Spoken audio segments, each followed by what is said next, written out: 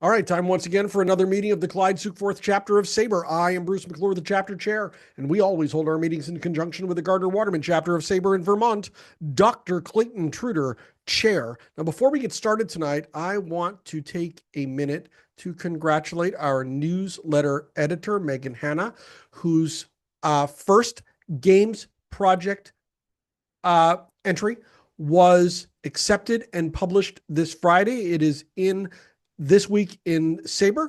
Megan, tell us a little bit about it. You got a minute to do that? Sure, yes. Yeah, so it was my first story, and I have to say that I'm pretty impressed with Sabre. Their uh, initial vetting, fact checking, copy editing, it's a very thorough and impressive process for sure, for sure. Um, and It was a little bit of an adventure for my first one, I guess, because it turns out I sort of discovered an error in baseball reference. And I wasn't sure, baseball is filled with all these unspoken, unwritten rules, and I wasn't sure if we were just not allowed to question baseball reference, the authority of baseball reference. So I called Bruce and said, I have a sneaking suspicion that baseball reference might not be correct. Am I allowed to question whether they're right or wrong? But Bruce gave me some great advice, and so I went down the rabbit hole of reaching out to Baseball Reference and Retro Sheet, and it turns out that there was a mistake, and they are going to fix it. Good So for you. yes, so it was quite the adventure. Good and for you had a conversation with Tom Press too, didn't you? I did, yes, yes. So the issue was the story that I wrote about was supposedly the largest baseball crowd to date. It was a doubleheader in 1909, and it drew 29,471 fans, I think. And there had been a game in 1904 that had drawn 28,020 fans, but it was erroneously listed as more than 30,000, which was incorrect. So all the baseball accounts or all the newspaper accounts that I had read from 1904 all said 28,000, but Baseball Reference said it was over 30,000. So yeah, we found out where that error might have originated from, and they said they were going to correct it. So I want to thank Tom Thress and Adam Yeah. Dorosky for giving Megan a hand in this. Once again, we see just what SABR is all about because this is researchers helping writers, helping content consumers. It's the way life should be. And Megan, I'm happy that this first foray into writing for our organization was such a positive and good experience for you. That's a great thing. It was. It was. I'm looking forward to my next one. I've already done an interview for it, actually. So, Oh, that's fantastic. I'm not gonna get into to anything about it because I think I remember who about it, so we'll keep that under wraps. But I mean, she's been roped in to, well, I shouldn't say that because she actually volunteered. So yeah, to being our newsletter editor.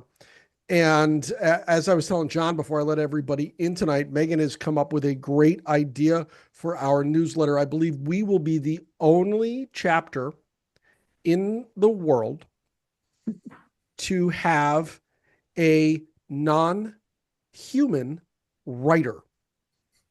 Gus the Sabercat will probably have a column in our new newsletter. Megan, that's fantastic work. thank you Good very job. much. I appreciate Good that. for you.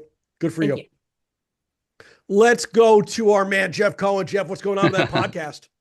Thanks, Bruce. And somehow I think Gus is going to have a ghostwriter. I don't Well, know. I don't know. What's well, going on, man? thank you, Bruce. Yes, this week on Baseball and BBQ on all your podcasting apps, we have a amateur umpire from, you're not going to believe this, the New England area from Connecticut. What? Yes, his name is Frank Pallone. And you want to know about umpiring? This guy knows about umpiring. And he's a fantastic storyteller. So please tune in every Saturday at 7 o'clock. It drops. It's available on all your podcast apps. If you are not listening to that podcast, you're missing out. Jeff and Len do a fantastic job. It is a long form podcast that has two of our favorite subjects, baseball and food. I mean, come on. What could be better? What could be better? Download that on all your podcatchers, whichever one you use. It's going to be out there, and it's a good listen. They've got a back catalog that goes on and on and on. Yes, we've about to start our our ninth year, so we have like 8 years of content out there. So Doesn't seem possible. I know, right? Jeez, that's fantastic. Good stuff. Thanks, Bruce. All right, here we go. As a sport with such a rich and diverse history, baseball offers us a long and fascinating recounting of so many dramatic matchups with many untold stories inside the box scores. Duke Snider slamming 19 home runs off Robin Roberts. A starry-eyed National League star, Dizzy Dean, finally getting to pitch to Babe Ruth. Yankees manager Casey Stengel deciding not to start left-handed ace Whitey Ford in some key moments, and so much more. In Diamond Duels, baseball's greatest matchups, we take a magnifying glass to some of the game's most entertaining and historic battles between hitters and pitchers, played out over breezy spring evenings, hot summer afternoons, and chilly fall evenings as the long, rumbling baseball season finally winds down. And then we look closer.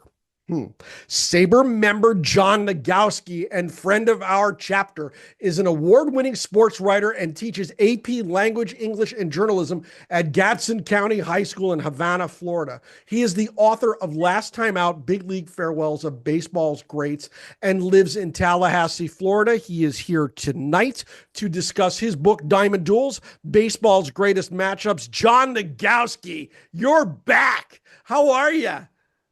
I'm great. I'm doing great. You sounds like you got a real lively contingent there, and looking forward to meeting with you folks. All right. It's all yours, man. Go get them. Well, Diamond Duels is my most recent baseball book. A few years earlier, I did Last Time Out, a second edition. The first edition I did in, I think it was 2005. Mm-hmm. And my editor a couple years ago had said, it's time to update your book. So I included, I think, 17 additional players who had played since the first version I did. And what was neat was the very last chapter. I was about halfway through, and I called my editor and said, all these chapters are about these guys' final games. What if the last chapter of this book is about my son's first major league game? And he said, I love that. That's a great idea. So chapter 44 is about John's first big league game for the Cardinals, and you can see the jersey behind me.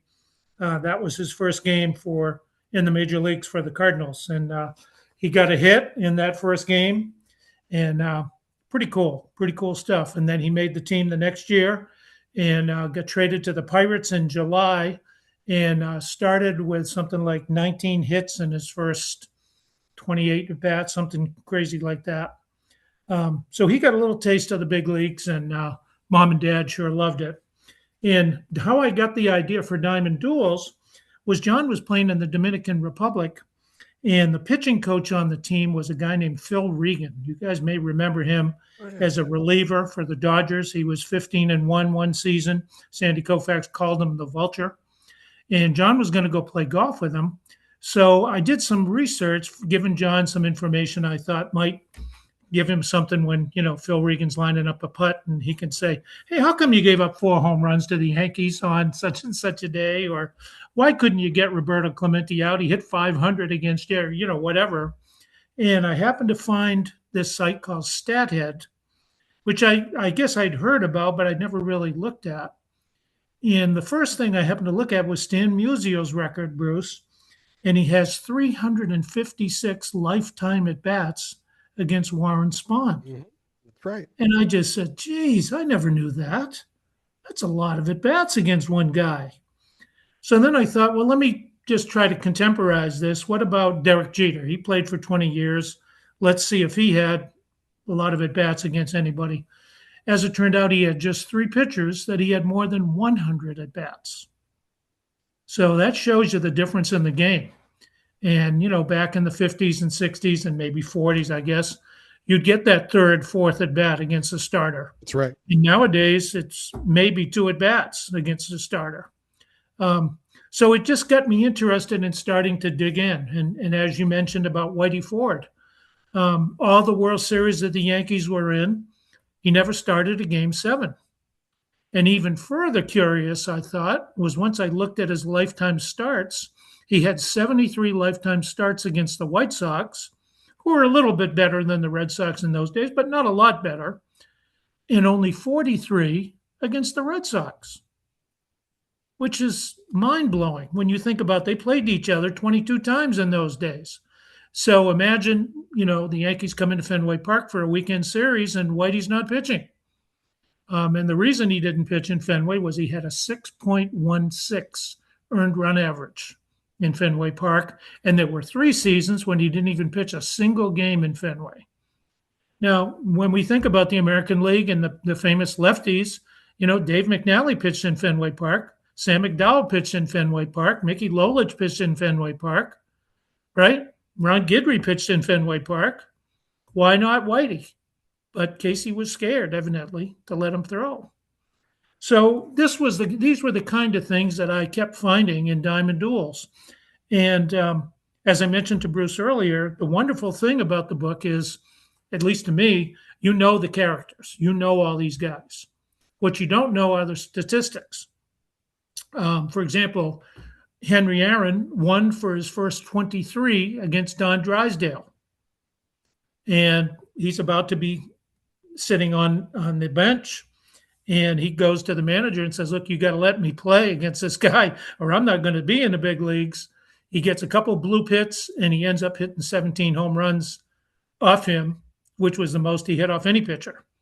So just digging into some of these things, the matchups between these guys, I just found just fascinating.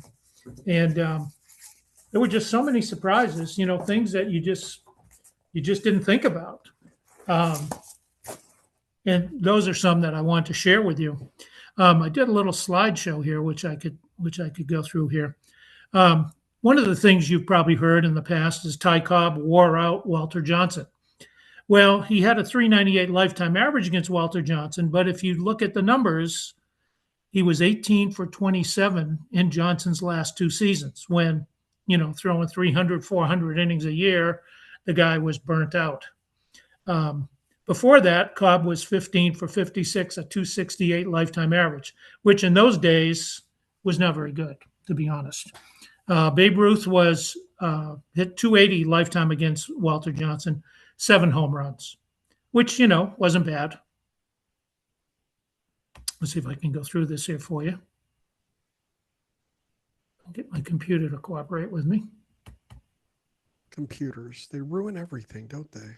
Well, they have their own attitude sometimes. That's for sure. Green button for share. Oh, yeah.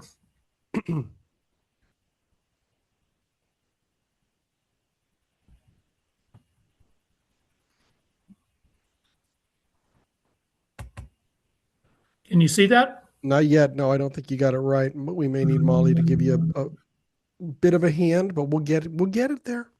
All This is right, what we do. John. So do you have the file you want to share already pulled up? Yes. Okay, so you're going to go down to the bottom. In the middle of the bottom of the screen, it says share screen. It's a green button. Yeah, I don't see that on here for some reason. John, are you on an Apple or a I'm on a HP. Okay, so it'll be the same as mine. So when you scroll down towards the bottom, you're going to see on the left-hand side a microphone. That's your mute button. Then you'll see a video camera. Next, you'll see security. Then you'll see participants. The next button is going to be your screen share. Wait, Bruce, did you not make him a co-host? He's a co-host. I got it now. I Okay. see Okay. it. Now I just got to find where the damn thing is here.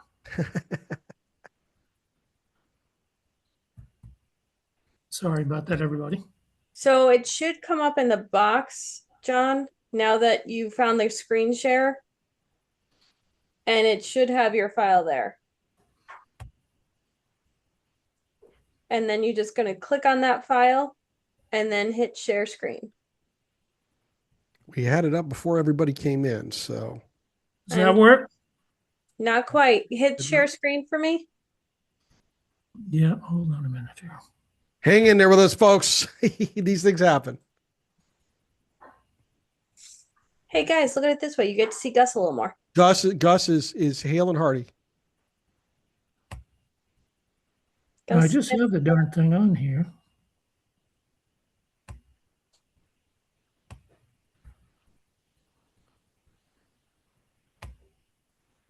Okay. Now I hit share screen. Yep. All right. And then I gotta just find where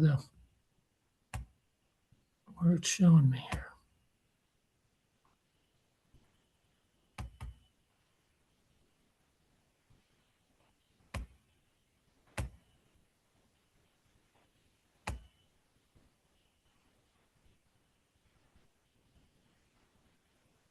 What's not showing up is my presentation is not showing up on this thing when I go to look for it. What am I doing wrong here? You might have accidentally closed your presentation entirely. So can you shrink down the Zoom Meet and just make sure your file is open? Do you understand what I'm trying to say? Yeah. Okay.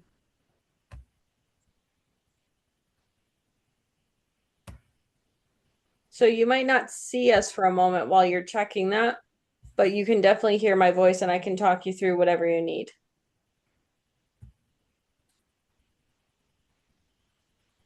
Thank you all for your patience. Yeah, sorry, everybody. John, hey, you know what?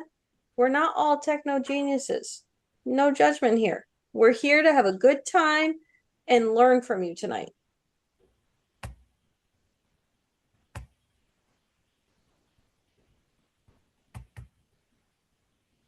And obviously, enjoy Gus.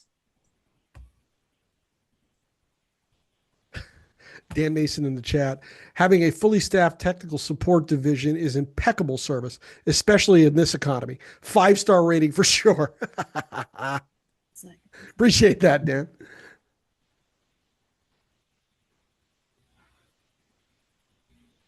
I have the darn thing on my screen. I just can't seem to. And we just looked at it too, Bruce, you and I, right? Yep. This one? Let's watch it and see if we can. These things happen. Hold on.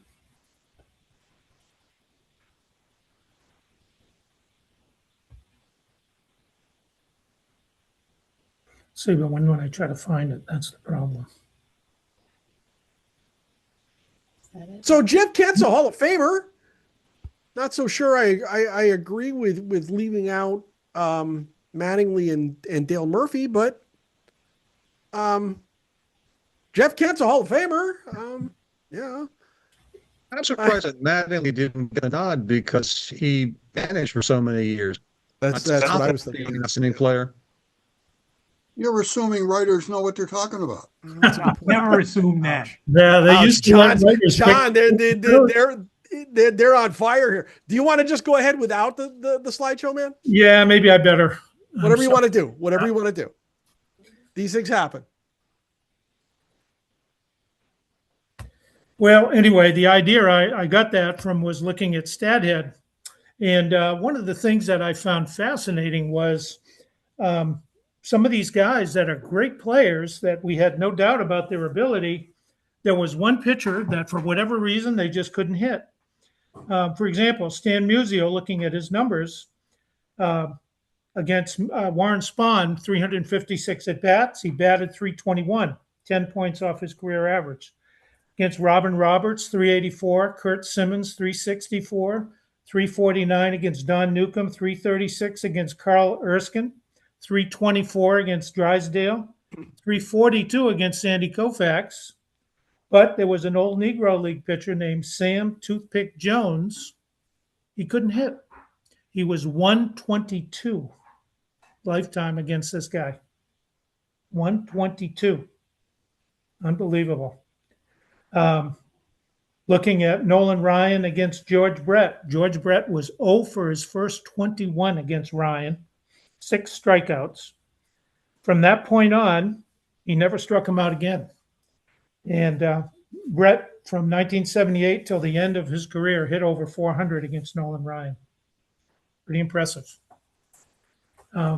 Even as great as Ted Williams was, there was a pitcher named Jim Wilson, who was pretty much of a journeyman pitcher, I guess you'd say.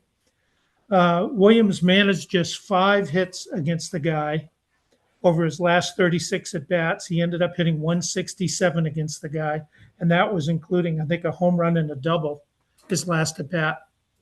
And if you remember, in the 1957 season, when Williams hit 388, Jim Wilson might have been the main reason he didn't hit 400. He had Williams to a 3 for 17 that year, 177 average. So you add that, take those 17 at bats away, and Williams was 1 hit away from hitting 400. One of the fascinating things in the book that I was personally surprised that I didn't get more of a response to was about Christy Matheson. Now, Christy Matheson, as we know, was a great pitcher. And after he retired, he managed the Reds for a little bit. And then in 1919, the New York Times hired him to cover the World Series. Now, Christy at the time was really good friends with Hugh Fullerton, who was the writer who broke the story about the fix the next year. The two of them roomed together in the series, and they actually kept separate scorecards just to mark down the questionable plays that they saw happening on the field. So Christie certainly knew that something was up. Yet, if you read every single story from the New York Times, which I did, he basically said, well, baseball's honest. There's no way that they could ever do this. It would cost too much money. Don't buy the story that the series is fixed or whatever. So this is fine. Some people knew about this, and, maybe that was the case, maybe not, whatever. However, as I was finishing the research for Diamond Duels, I happened to go on YouTube, and I happened to spot a video of Lawrence Ritter's, or at least a book to coincide with Lawrence Ritter's, The Glory of Their Times. And I guess what had happened was somebody had bought the actual audio tapes from Lawrence Ritter. And the first guy he talked to was Rube Marquardt, who was Christy Matheson's roommate for 7 years. And the first thing he says on the YouTube video was, and boy, did he like to gamble. I'd seen him lose as much as $7,000 or $8,000 in a single night.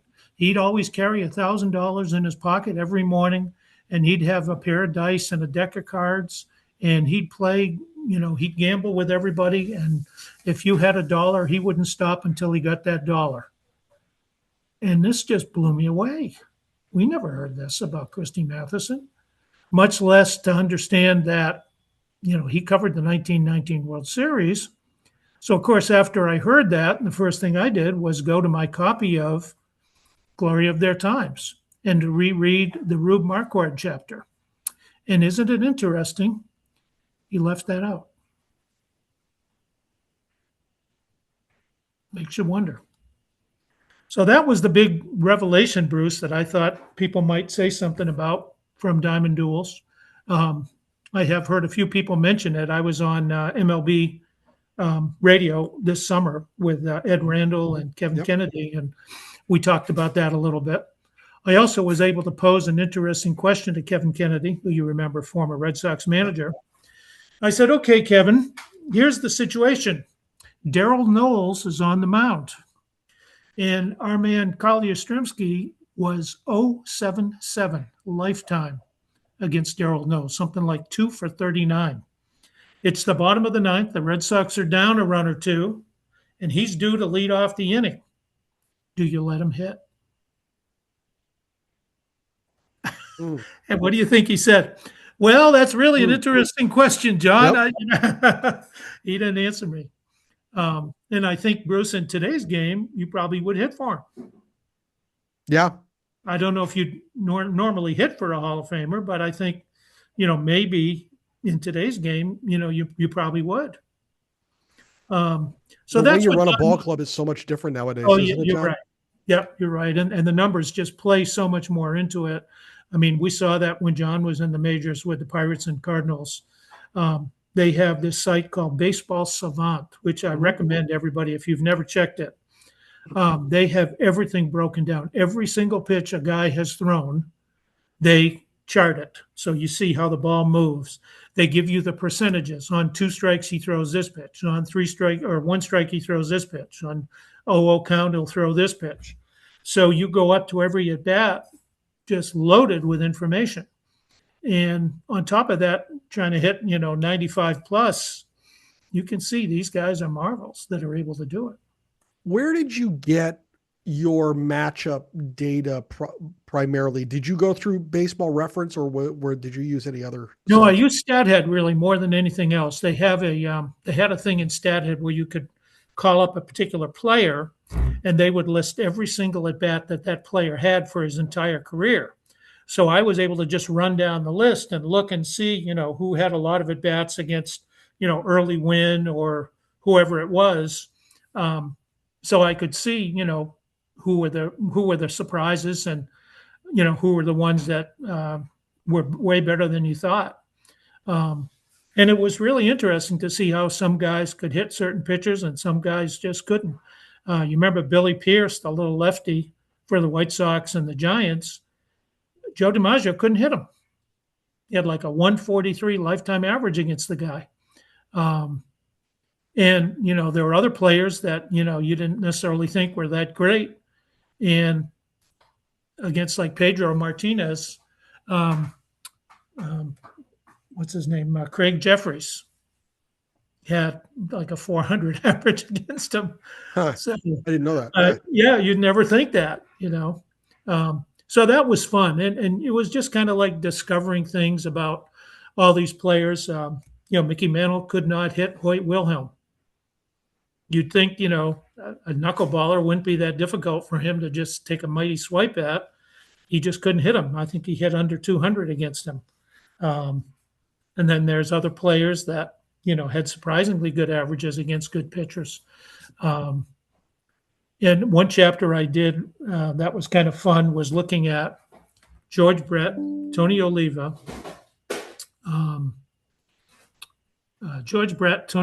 Wade Boggs, and Rod Carew. Who were the pitchers who got them out?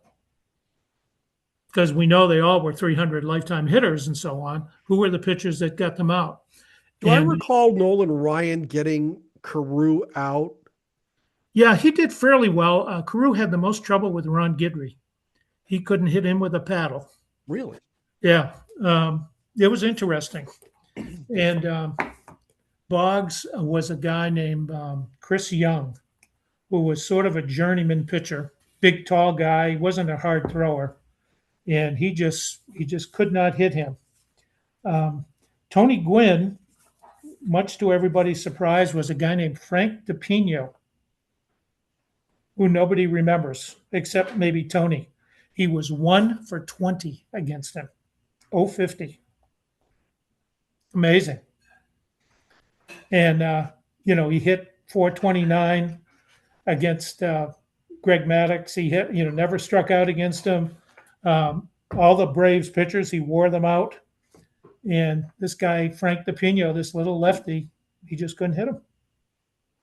So, it's that kind of book. Just finding out about these guys. One of the ones that was kind of fun, Bruce, was finding out about Harry Heilman, who was a great player for the Tigers, contemporary of Ty Cobb. And everybody, of course, makes a big deal out of Ted Williams getting 6 hits at the end of the season doubleheader in 1941 to get over the 400 average. Not only did Harry Heilman do that in 1925 with a 6-hit performance, the next year he had 7 hits of an end of the season doubleheader to win his 4th batting title. And he won batting titles in 1921, 1923, 1925, and 1927. How But weird did he is that? break the loudspeaker in center field? Yeah, there you go. There you go. Pretty wild. And so there was a lot of just things like that were just, fun. If you love baseball like I do, and like, of course, everybody in this group does, there were just so many little stories that you never knew. Um, I think Mel Ott's first home run, a 17-year-old hitting third in the lineup with, like 4 or 5 Hall of Famers. And he hit an inside the park home run at the Polo Grounds. It was a wet day. He hit the ball in the gap between right field and center field, and just booked it around the bases. And that was his first lifetime home run. Cy Young's last pitching performance, he gave up 7 consecutive hits.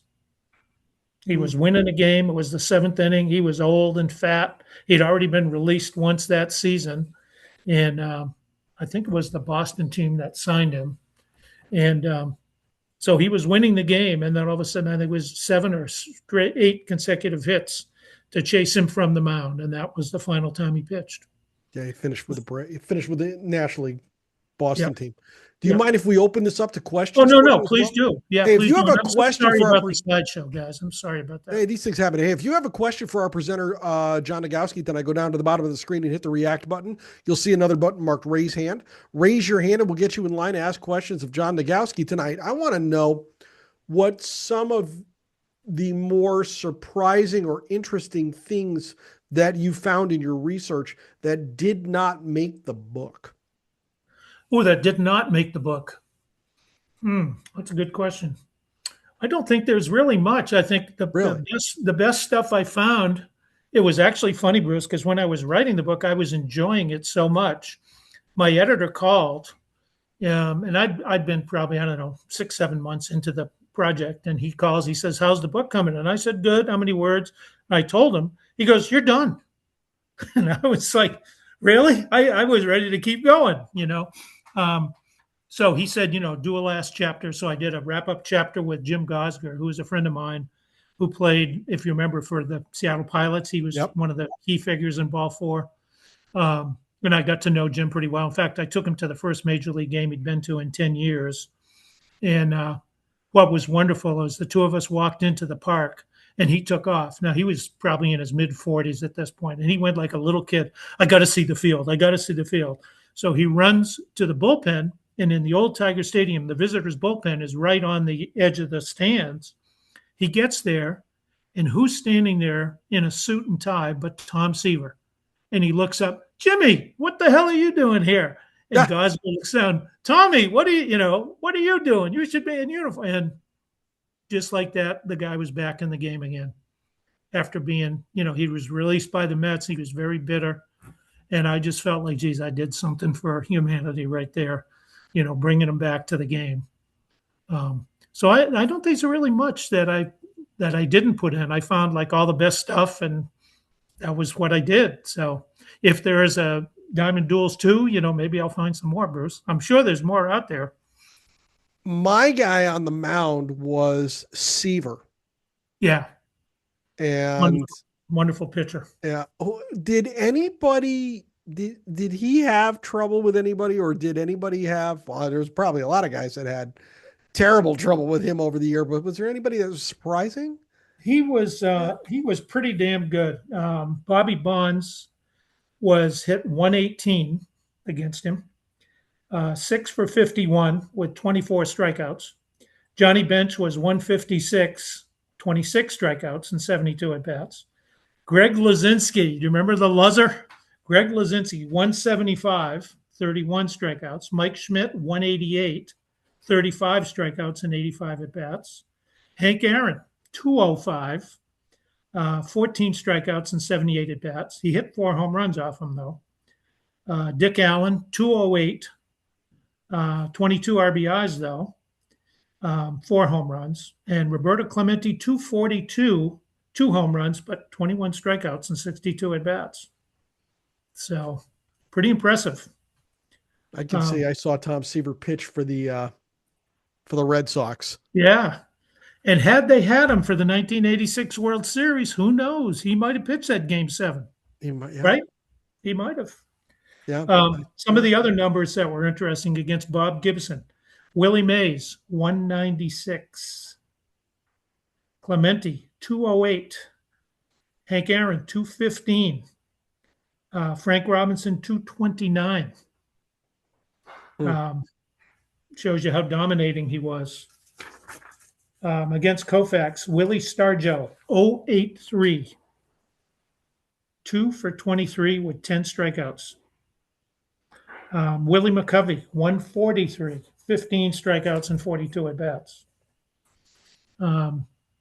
Pete Rose, 175 with 10 strikeouts against Koufax. He said it was like trying to eat soup with a fork. Any other questions? I was looking back to see if I could find the game that I saw Seaver pitch for the Red Sox. Megan Hanna has a question. Go get him, Megan.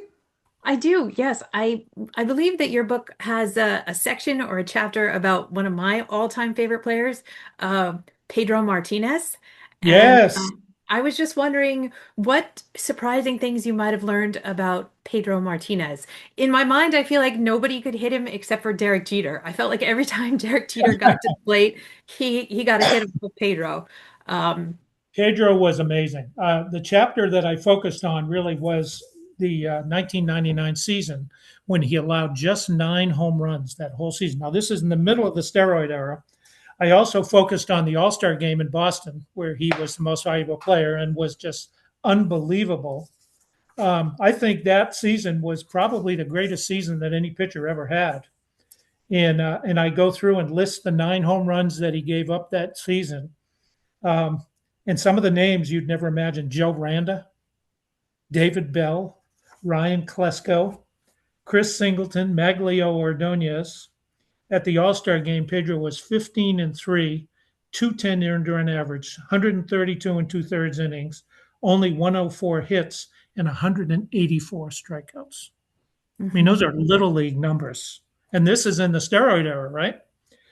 Jim Thome, Alex Rodriguez, Miguel Tejada, and then Chili Davis got the last home run off him September 10th, and that was the game he struck out 17 Yankees. You may remember that game on TV. He gave up just that one hit, that hit to Chili Davis, and that was it. I think he was the greatest pitcher. And guys who hit him: Greg Jeffries hit 469. Go figure. Megan, go figure, right? 469. Luis Gonzalez, you remember him? 388.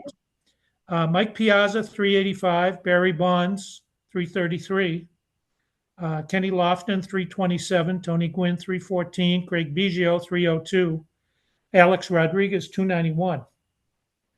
Piazza had the most success home run-wise. He hit 6 home runs off Pedro, which is interesting. Guys who didn't hit him: Frank Thomas, 083, 2 for 24. Edgar Martinez, 120. Roberto Alomar, 148. Sammy Sosa, 160. 15 strikeouts and 25 at-bats. Jason Giambi, 160. David Justice, 164. Manny Ramirez, who struck out 13 times in 30 at-bats, hit just 167 against Pedro. Glad they get to be teammates, right? Jim Thome, 171. Jorge Posada, 183. Bernie Williams, 184. You can see why he pitched against the Yankees. Jeff Bagwell, 192. Chipper Jones, 204. Rafael Palmeiro, 206. Pretty impressive numbers. Mm-hmm. And I think you'd love that chapter on Pedro. I wrote all about that All-Star game, and I broke it down pitch by pitch by pitch, and it was brilliant. It just really was. If you go on YouTube, actually, they have the broadcast of it. So that's what I used. I just sat there and watched it again and again and again, you know. Yeah, whenever they have games that Pedro pitched on Nesson, on this day in history, I always have to watch. Yeah, he was amazing, and not a big guy either. Just a small guy, but big hands, and he was just able to get such rotation on his breaking pitches, and he threw hard too. That he was amazing. Lucky we got to see him, right? We're lucky we got to see him. Absolutely. Yeah. Any other questions? Great question. Now, for the record, John, it was August 2nd of '86 when I saw Sukeforth for the Red Sox. He pitches 6 innings, does pretty well, six hits, 3 earned runs. They lift him for Bob Stanley, who gets the steamer. Torched. Yeah. Torched. He did that. And they decide to go from bad to worse and pull Stanley for Lawler, who gets pummeled. And that ended that. Yeah.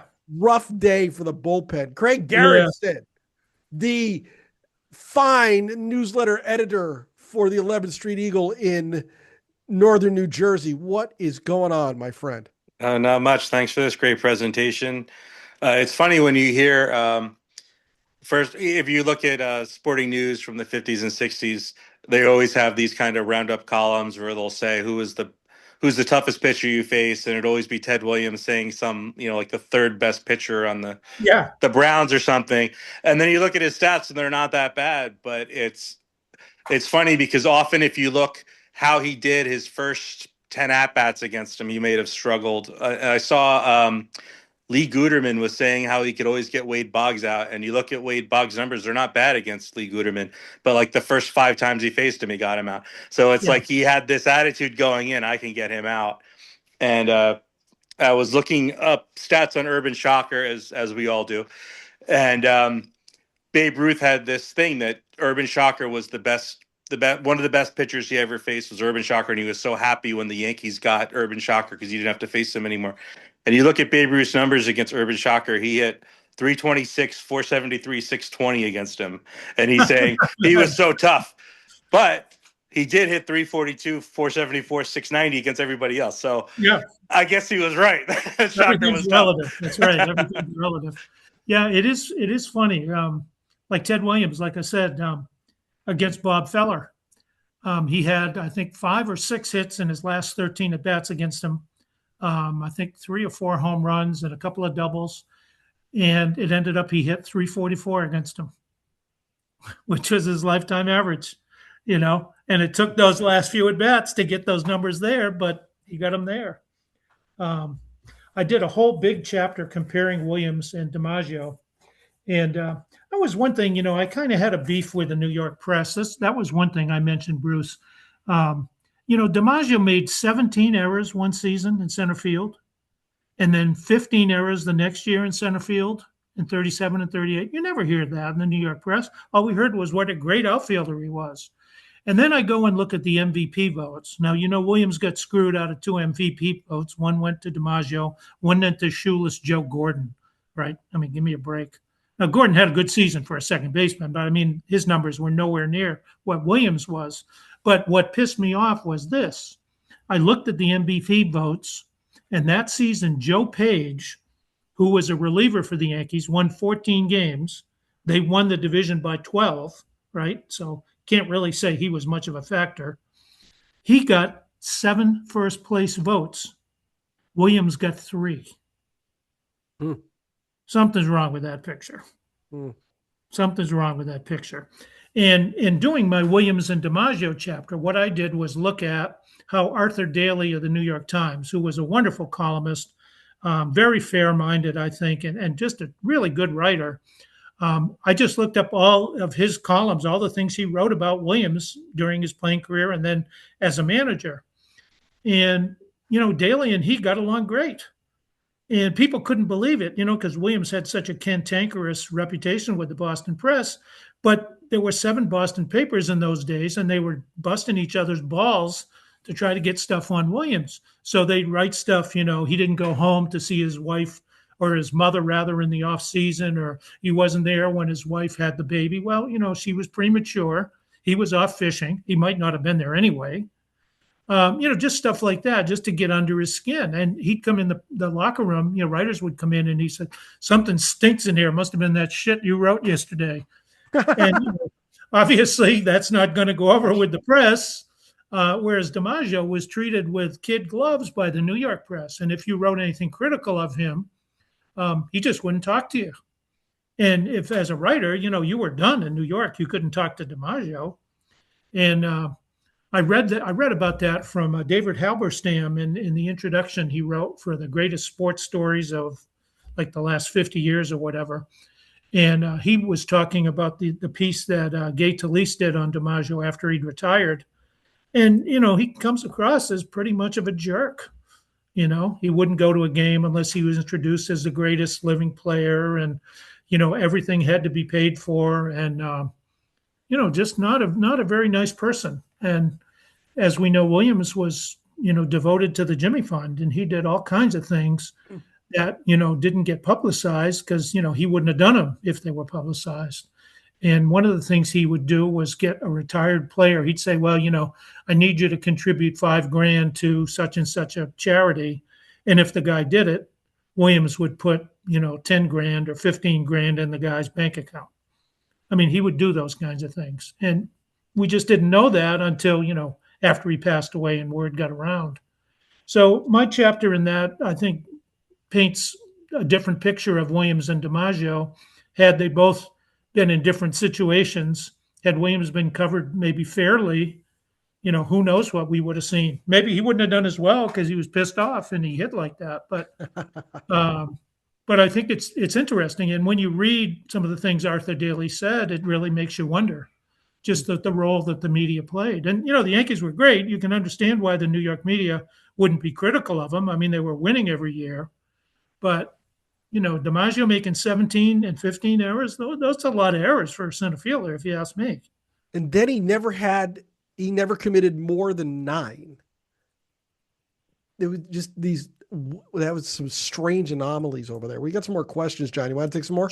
Sure, of course. Jim Laurie, what's going on, Jim? How you doing? We got to unmute Jim.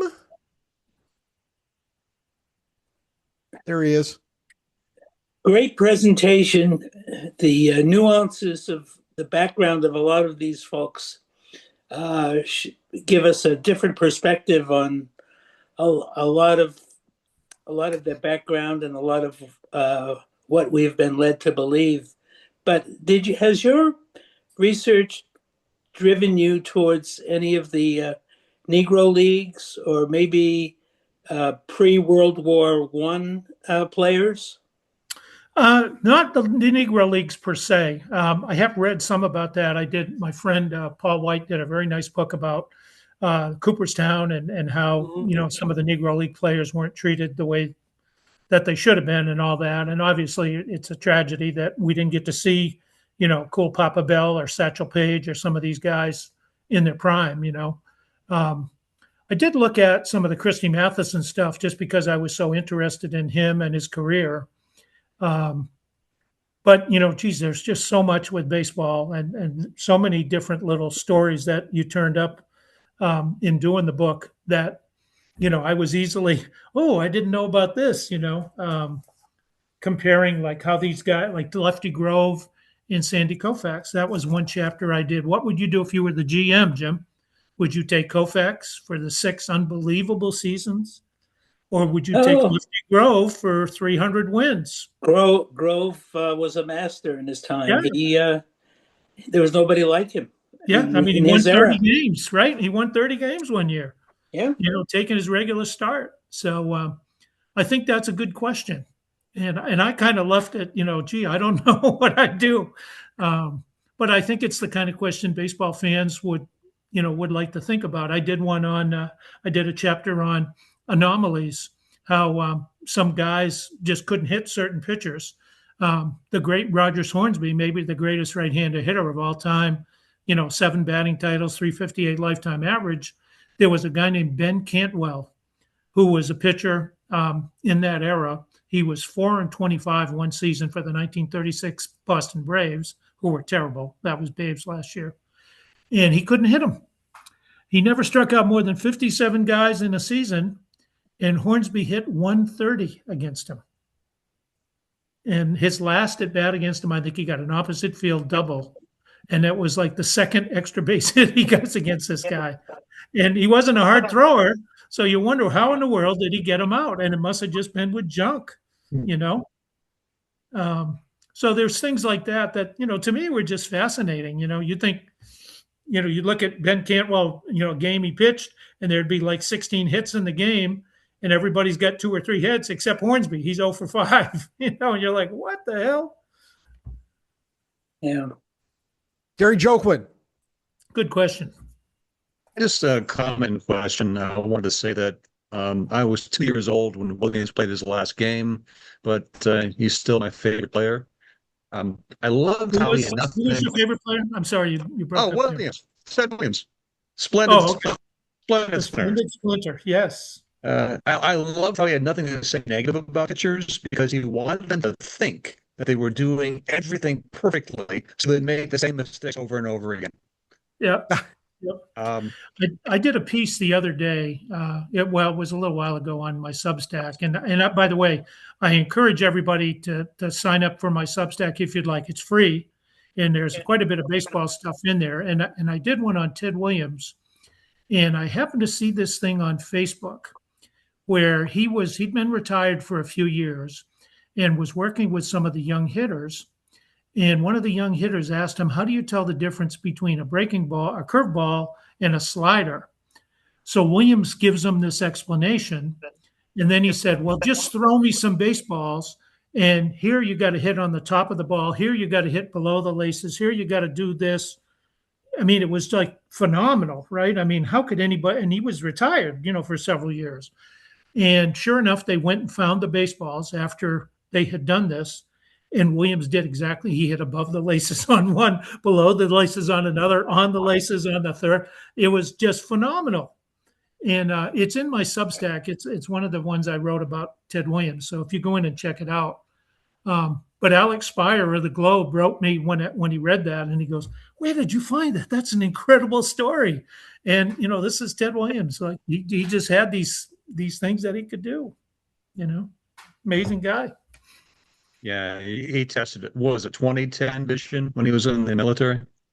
Yeah. Yep. My And he question- practiced. And he practiced too. Yes. He wasn't like he used to get pissed off when people say he was a natural hitter because he worked his ass off. And my point with my son John was, nobody tried to get more information about the pitchers than he did, pumping the umpires and opponents and whatever. So if he had video to look at, if he had those statistical breakdowns, right? I mean, Yeah. it would be interesting. Yeah, merge Ted Williams with Tony and Quinn's analytical approach to the game. He was one of the early adopters of video. The question I had was that I just took a look at StatHead. I'm impressed.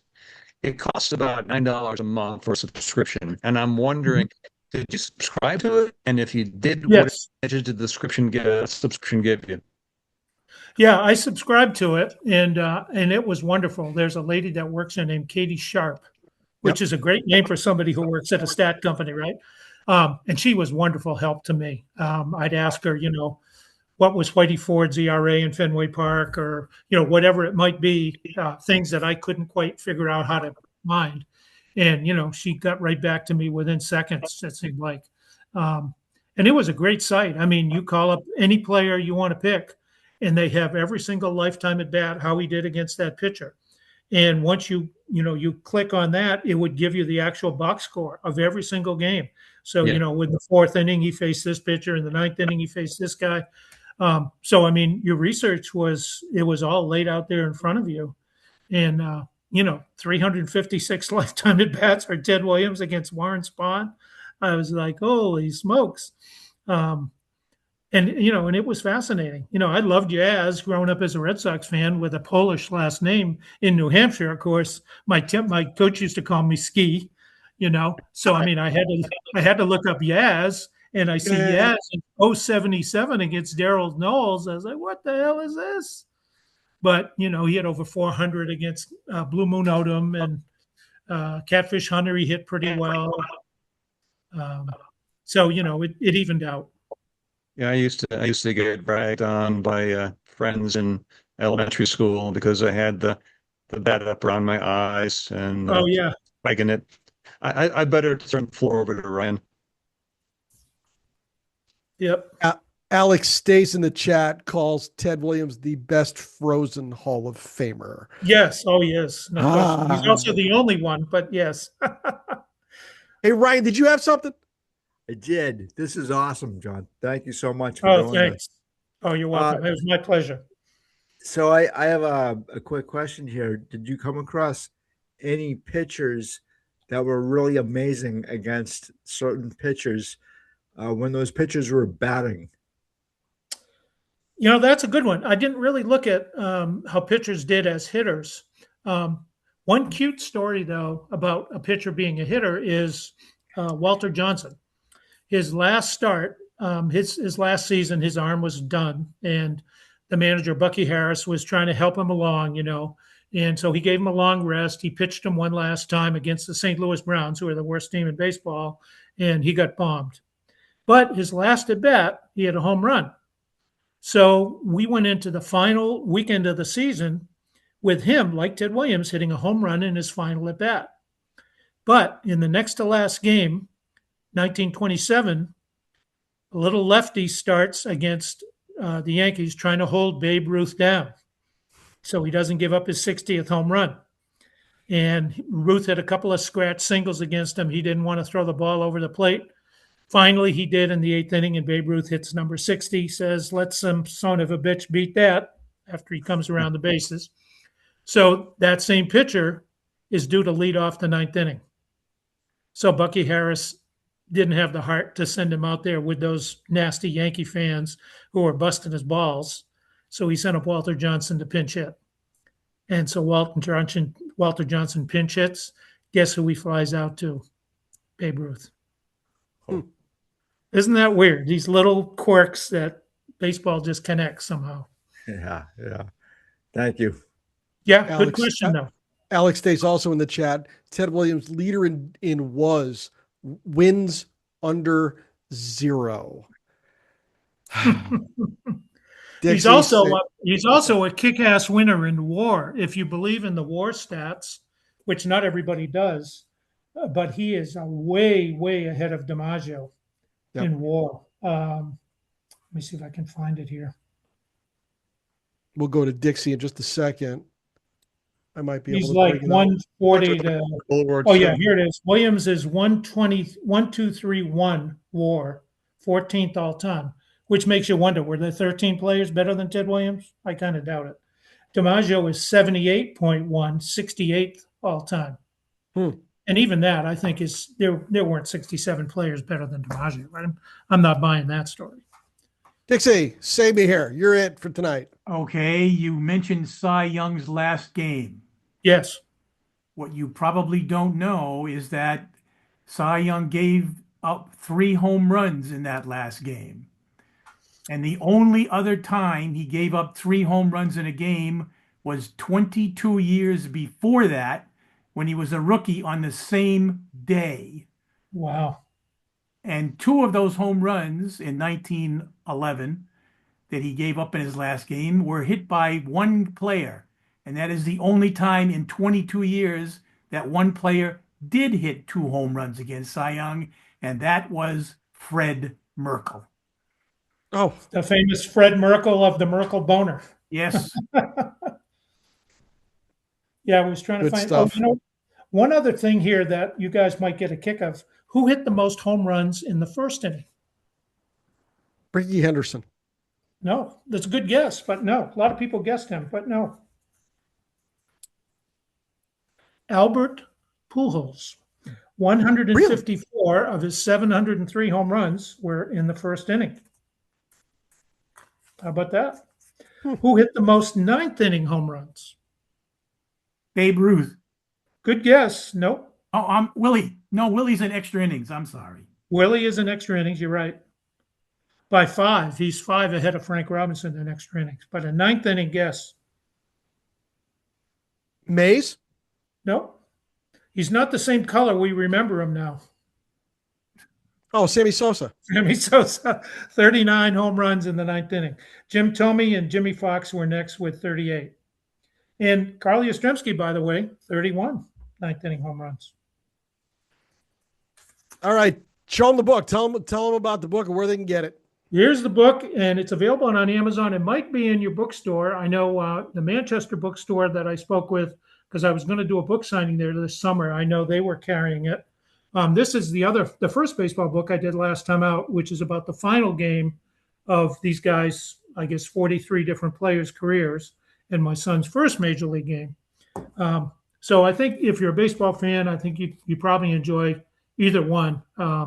It was a delight getting to talk with Bruce and all your folks here.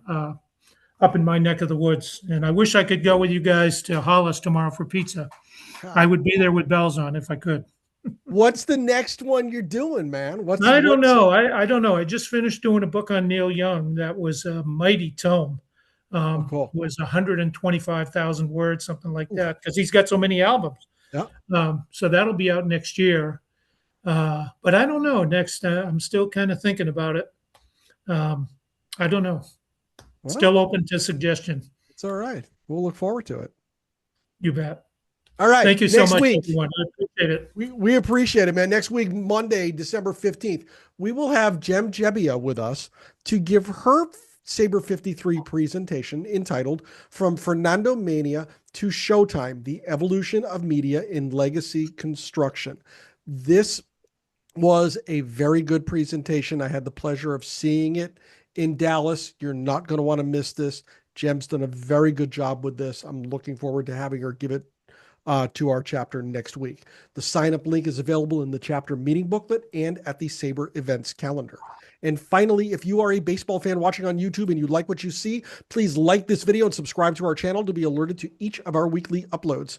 And if you are not yet a member, why not join the Society for American Baseball Research, the premier baseball community, offering an amazing baseball buffet of options to explore your fandom. Saber boasts more than 35 different research committees, over 80 regional chapters, and innumerable opportunities to connect with baseball minds across the world, like John Nogowski. For more information, go to saber.org today. John Nogowski, you're fantastic. Thanks for doing this for us. Thank you so much, everyone. I really appreciate it. Merry Christmas. You. Merry Christmas. Thank you very much. We'll catch everybody next week. Have a good night.